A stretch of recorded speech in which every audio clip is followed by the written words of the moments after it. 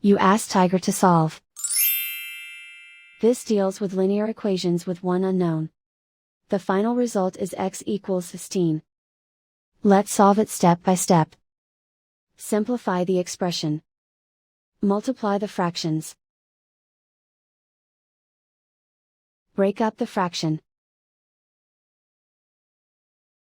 Find the greatest common factor of the numerator and denominator. Factor out and cancel the greatest common factor. Swap sides.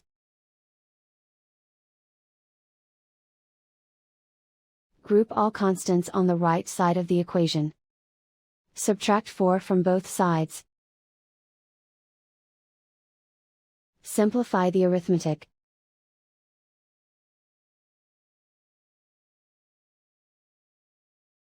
Isolate the x. Multiply both sides by 4.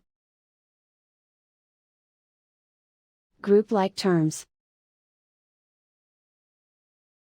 Multiply the coefficients. Simplify the fraction.